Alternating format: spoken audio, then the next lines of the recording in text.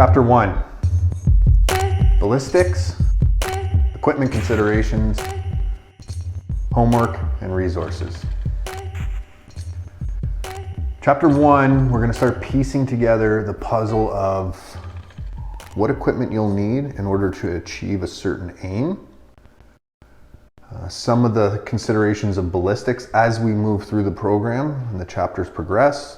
I'll introduce more and more to you, the shooter. I'll introduce more and more to Jess and you, the shooter. I'll introduce more and more concepts as we evolve through the program. Ballistics, we've divided it up into 5 categories: cognitive ballistics, internal ballistics, transitional ballistics, external ballistics, and terminal ballistics.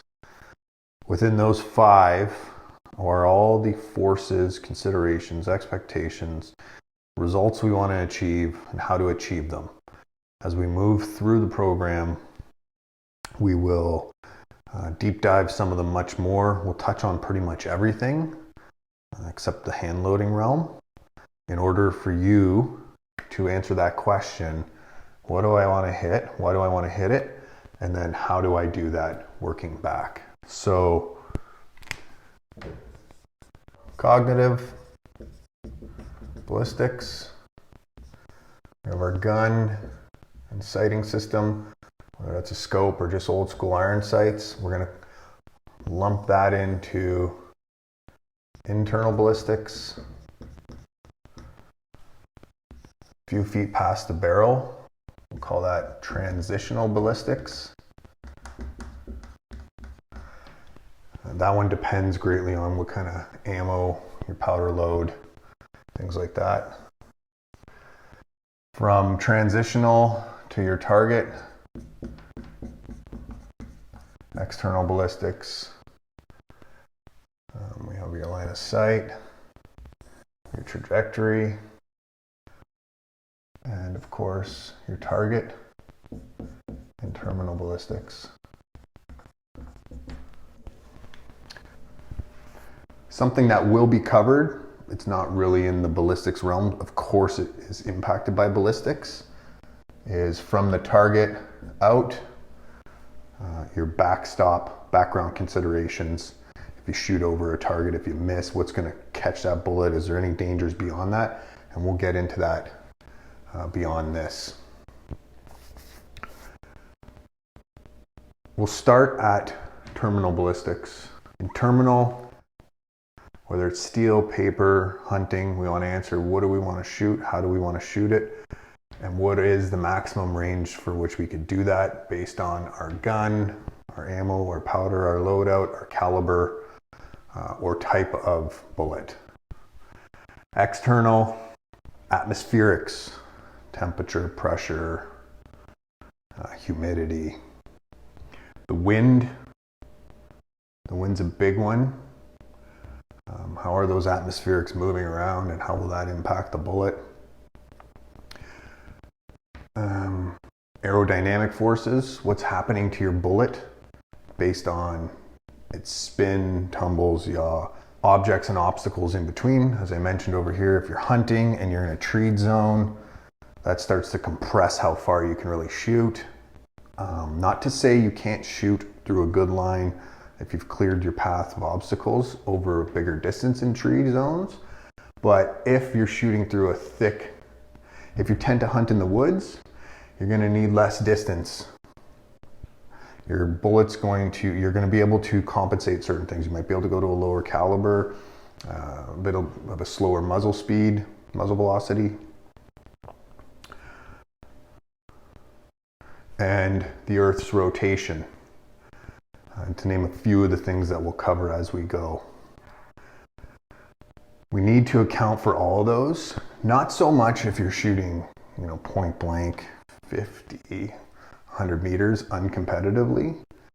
You can pretty much point and shoot with a little decent zero, even if you got iron sights, and drop most things with the right size ammo. But as we start moving out, we're going to do that in 3 separate zones: transonic, subsonic, below the speed of sound, and supersonic. Now we're going to take Jess out into the subsonic realm on steel. There's a lot of debate when it comes to hunting in the subsonic zone. Shot placement has a lot to do with this, but if you want to really guarantee your kills, you're going to want to stay within the probably supersonic realm. I've seen many things dropped in the subsonic realm, and I'm just saying, I'm not here to push or sway, but as we build up the shooter, that is a consideration. Transitional ballistics, that's where the muzzle ends, or the muzzle brake or the suppressor generally ends, and there's still powder or propellant working on the bullet. With that, there's three forces that can be imparted beyond what is already on the bullet. One is yaw, two is precession, three is nutation. I'll quickly just talk about them. Yaw, if there's a line that moves through the bullet, depending on center of gravity and things like that, it moves around this axis. If there's a line through potentially the center of gravity or the center of the bullet, depends on the speed and such, but it moves in this plane. So the bullet comes out and it's kind of skidding its back end. Precession is a rotation around the tip. And nutation is a movement, a circular movement, somewhat like this. It's the spinning the bullet does an action like this. So you can have all three working on it at once as it comes out and stabilizes from that spin. So as the bullet comes out, these forces can be enacted on it from the spin of the bullet and also from the gas expansion coming out, pressing on the bullet in different ways.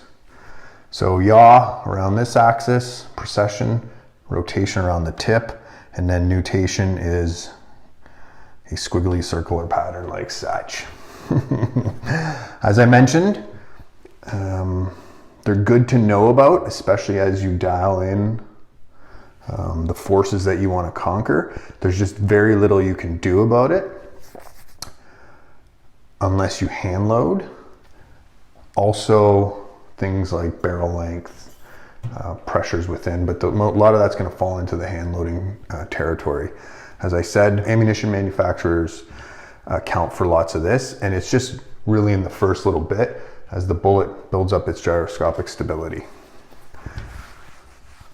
I just mentioned the three forces that are acting on it: yaw, precession, and nutation. Picture this is the threaded end of your gun. That's your muzzle, and you just have, let's just say, thread covers on there. If you add a brake or a suppressor, that adds weight, especially to a free-floating barrel, and it'll actually change your point of impact. It won't change your point of aim, but it'll change your point of impact. So as you add these tools on, consider where your point of impact is. Also, with a brake, some of them are designed to absorb recoil. Some of them are designed to disperse the gases evenly. And then some of them are designed, to help prevent dust from kicking up. Some of them kind of do a little bit of everything. As you get more and more dialed in, depending on your needs, like a bench rest shooter has a brake something like this, nice consistent weight, designed to disperse the gases evenly as they pass the crown and move out into the atmosphere in order to keep the forces that are acting on the back of the bullet roughly the same. Internal ballistics, as I mentioned, we're going to lump in our sighting system along with the cartridge, along with the bullet. We'll probably throw in the chassis as well in there. And as we go out, I'll just lump in some equipment, bipod, things of that nature, and what we need to overcome there. And then the considerations, because overcoming this is one thing if we have the tools to do it. So what tools do we need to overcome this in order to do the job down in terminal? And then cognitive, something a lot of people don't consider. What's the best I can do? What's my training? Am I fatigued? Do I have eye fatigue? Am I stressed? What's my body position? Prone elongates how far you can shoot your target. If I go to kneeling, generally that's a little less. Yes, the capability of the gun is still there, but my cone of fire starts to work its way down as I move into a more unstable position. But that's part of the consideration. If I'm going to be hunting in closed woods, standing, so I'm going to want a lighter gun probably, and I'm only going to be shooting deer at 50 to 100 meters, well, the equipment I need in order to do that is going to be very different than if I'm punching holes in paper at 1,000 meters and I'm trying to dial down my group size. All this will help us build realistic expectations. What to expect. You know, with my level of shooting, with the gun I have, with the ammo I have, with the sight I have, with my ability to overcome the atmospherics, the environment, the wind, drag, gravity, those kinds of things, what can I achieve at terminal? The better we get, the better our equipment, the longer distance we can go. There's a certain point where you're just not going to be dropping elk with a 22 at 2,000 meters. Probably not going to happen. Can he or she make that shot realistically and also humanely if it's hunting? For ballistics, 5 groups, couple zones within external. We've already started to put in the factors that we want to consider. There's no point in me dumping a full load of it on your plate right now. As we move through the program, we'll expand on these. We'll expand on them so that you understand them more and more. And we're able to push this external gap, the distance, as far as you can realistically with the equipment. As I said in chapter 0, we want to start building up. What am I shooting at? Why am I shooting at it? How do I shoot at it? Considering things like budget, needs, how often are you realistically going to shoot, those kinds of things. Alrighty, equipment. This is going to be ongoing, especially for the beginner and maybe the intermediate deciding to move into a different realm of shooting.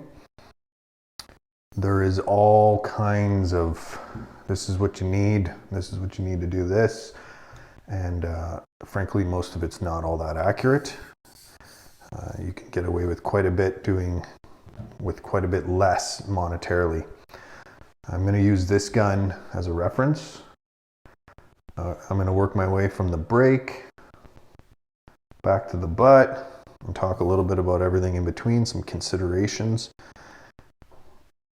I'm going to mention some things that I think are a little bit better, make things a little bit more consistent, and then you can make up your own mind from there. This gun was built for Jess. It was built mostly for prone shooting at steel. It's got a little bit, we're hoping to build up Jess through this program so she can go and compete in some competitions. Lots of it though, because it was just when COVID was hitting, was this is what is available. I kid you not, like sometimes a barrel, especially if you want to get a little bit more custom, get some fluting put into it, things like that, can take a long time, take 3-4 months to get a custom barrel.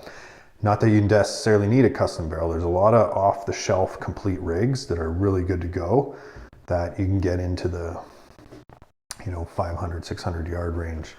No problem with a decent ammo. All right, the brake. This one here is a custom brake made for this barrel, and it's mostly designed to disperse the propellant, except on the bottom, because most of Jess's shooting is going to be prone in the desert.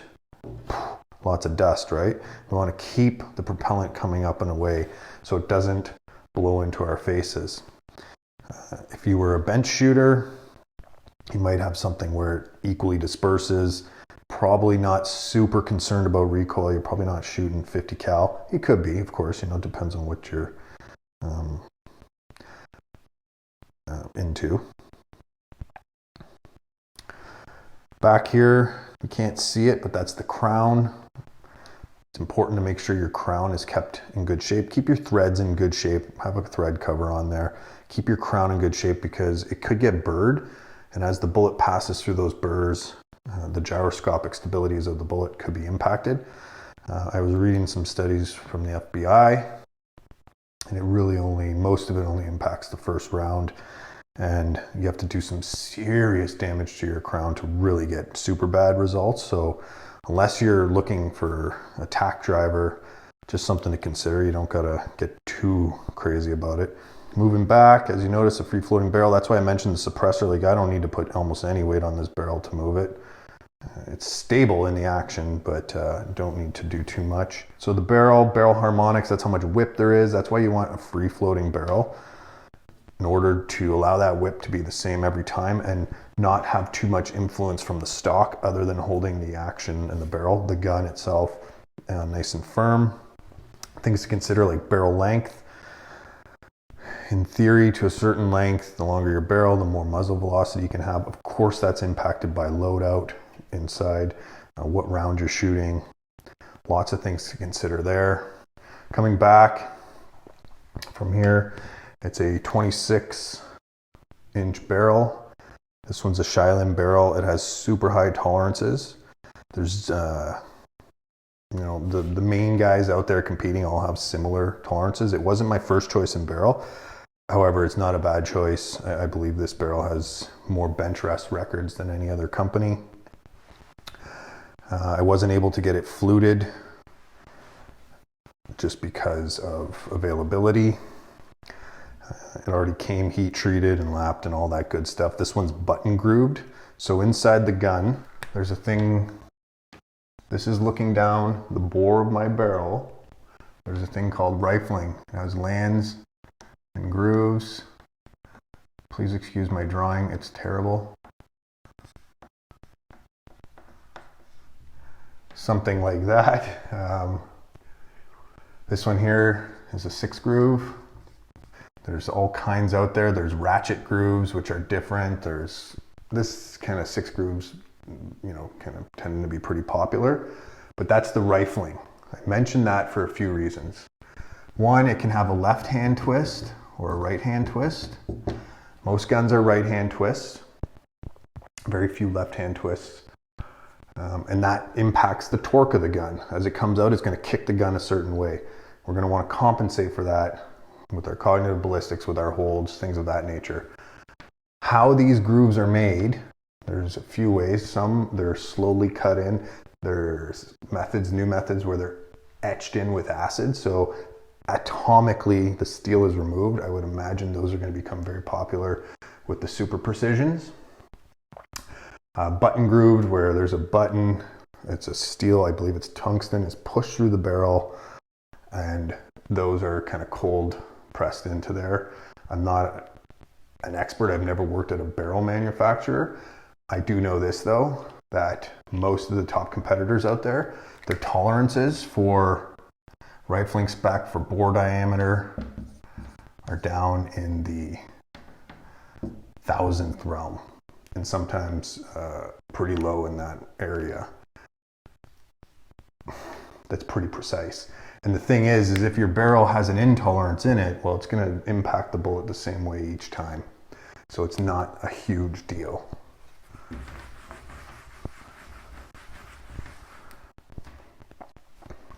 The reason I mention the rifling is a lot of people say, yeah, you got to go cut, you got to go button, you got to go acid etched, you got to do this to do this. And it turns out that to win competitions, to do the job downrange, you can get away with quite a bit. I wouldn't say you need one or the other. As I mentioned though, this button pressed one does have the most bench records. And the only reason I refer to bench is because that's pretty locked in. And I would say undynamically that tells you really good how your barrel action and trigger are all lined up. Of course, sighting, and I'm not going to downplay the difficulty of it, just give you a good idea. Come back here, this is chambered for 308 caliber. I won't won't redo that nasty little image, but I'll just do this portion of it. Where the groove is .308, and where the LAN is 30 cal. So when you start like getting into 30-30, 30-06, 308 chambering, just to let you know, as the bullet smushes through there, it's a 308, but the rest of the bore is 30 cal. Just kind of informational. There's different size chambers out there. There's magnum chambers, which you need a different action. This is a short action. You might need a long action for it. Of course, if you get into different calibers, you're going to need different chambers.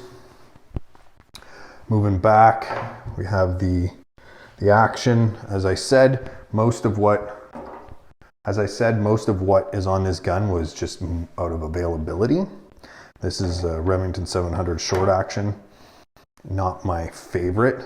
It has a few things I don't like, and a few things. It's good. Don't get me wrong. Right now, this gun is capable of quite good shooting. It's got 2 lugs to lock it on. Actions that I prefer have a 3-lug system, because if you look back here, when I put the action down and I pull the trigger, you can actually see that the bolt is moving in place.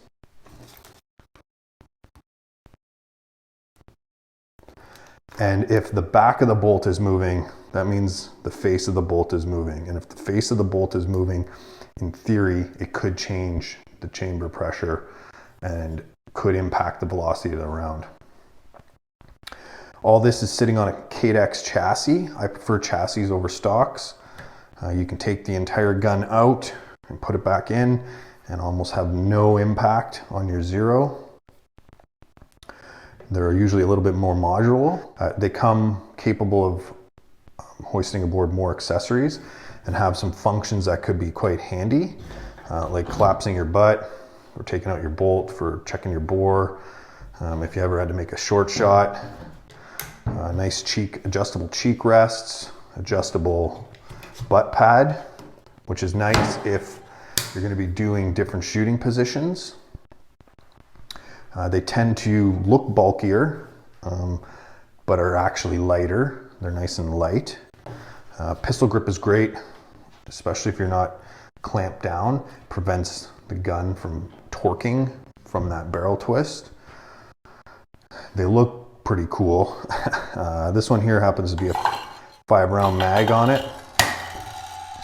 Lots of the shooting we do, we hand load from the side anyways. It has, a little beanbag rest, things of those nature. Not necessary, but something like this, you can take it with you as you build out your gun. Maybe I change my barrel. Eventually I'll have to because of wear. Maybe I change my action, but it's able to receive a few different kinds. It's not just, this isn't just set up for this action only. So it gives you some flexibility in case you want to change, if you want to go to a little bit different setup. Up top, I have my rail and integrated optical rings, or scope rings, pardon. I do like the integration, keeps them a little bit more stable, and then the fatter ring cap portion is nice, to help prevent that wobble. This here is a 25 power Night Force, pretty good. Once we start getting out to like 1200 meters, 1300 meters, we are going to run out of dial, and we're going to have to use the reticle. So inside there's a reticle that we can actually use to do holds with, and we can combine those two to get even more distance. There are wedges and optics you can put on the front in order to help that too.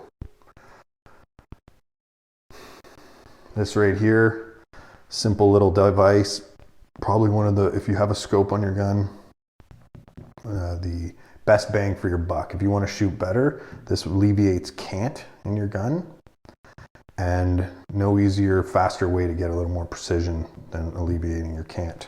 In the resources section of this chapter, we're going to talk, harmonics, barrel harmonics, why different lengths for different muzzle velocities, different chambers, different chamber pressures, different calibers. I'll deep dive those more and more and more. there's a ton of information, and this is one system out of many that are capable of doing lots of jobs. There's all kinds of thoughts out there. I like to have a dial. Some people like to cap up their windage if they have a windage. I like to dial and combine with a hold. Just get a kind of a good start so that I'm working closer to the center of my crosshair instead of working left and right of it. This one here, 25 power, it comes with what's called a power throw lever. I took it off because it interferes with the cocking handle, with the bolt action cocking handle. I do have a Harris bipod on here. It doesn't work really great with this chassis. It has quite a bit of wobble. The way this chassis is made, it tapers quickly, and the saddle of the Harris bipod on a swing swivel doesn't sit super well. Still works great. There's no real issue. It doesn't take too much away, but if I could have made another choice, but like we said, there's only so much availability for Jess to buy, so we went with this. It still works great. It extends. I kind of think at a minimum, this is where you should start. Of course, if you're moving into bench, you don't really need the bipod. If you're moving into competitions where your gun can only be a certain weight, you might not be able to have this setup. Again, you can consider fluting to take off a lot of the weight because the barrel's most of the weight of this gun, and fluting would take it down quite a bit. In the resources, I talk about contours and things like that. Action, what short, long action, what do I need to shoot? Why do I want to shoot it? And as we go through and we start launching rounds farther and farther, and you see what kind of the challenges that come up and what you got to consider for what round you want.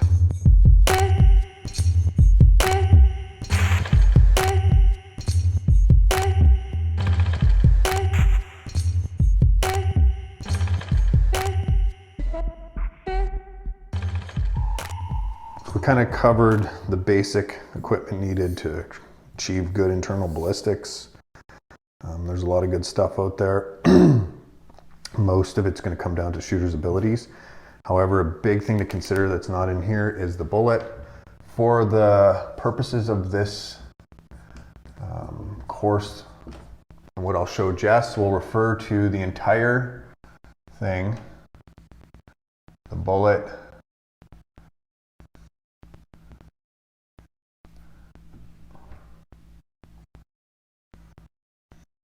casing, primer, and the propellant inside of it. This will be the cartridge. We have the bullet, casing, propellant, and the primer. Primer, because we're using a center-fired rifle, there's a few different kinds out there, but basically you have your load or whatever the propellant is. You have the primer itself, built-in anvil, and what happens is when your firing pin comes in, crushes it, ignites the loadout, that rushes through past the anvil, igniting your propellant. There's different propellants out there, smokeless. There's a whole variety of ones that have different burn rates, different sizes, different grains, all for different applications, from like muzzle loader to your highest accuracy guns. Not such a big deal when you're just kind of plinking away at nothing, but as you start moving into hand loading, it will become more and more important. And I want to mention this up front because at a certain point, off-the-shelf ammo is only going to do you so good to tighten up that group size or decrease that cone of fire as we push out.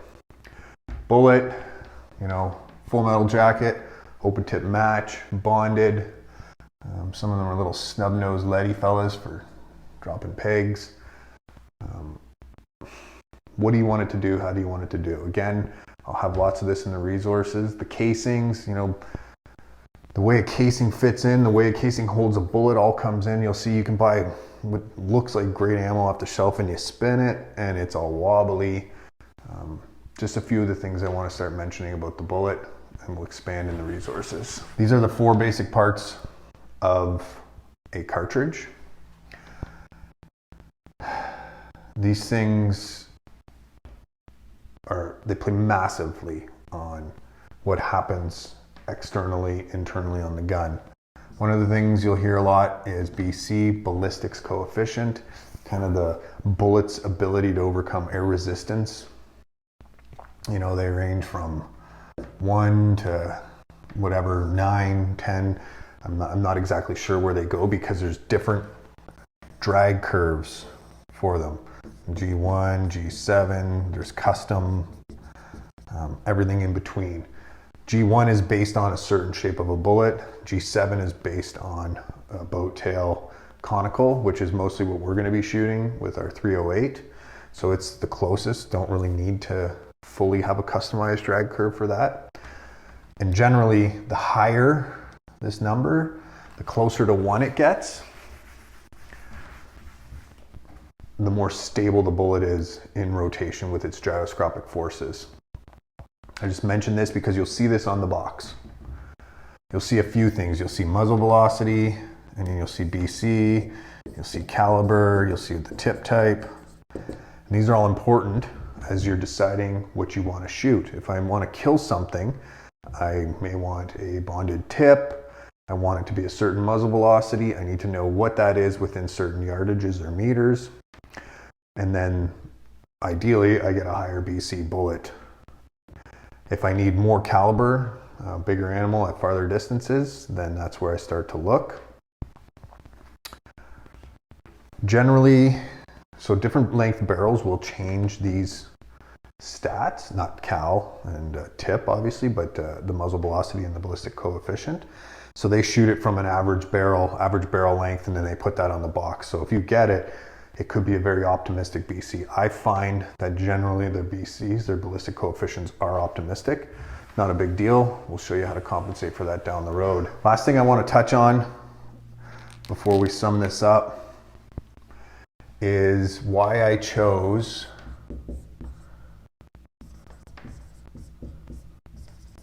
certain units to work with. Why I chose these 3 specifically. Like I said, there are many ways to do it. In the resources, I will include, especially for formulas and stuff like that, adjustments, calibrations, conversions, anything like that you need to use in case you have a MOA scope or you're using a different unit to measure distance or something like that. But mil radians, chose that. That is what the reticle in this scope is.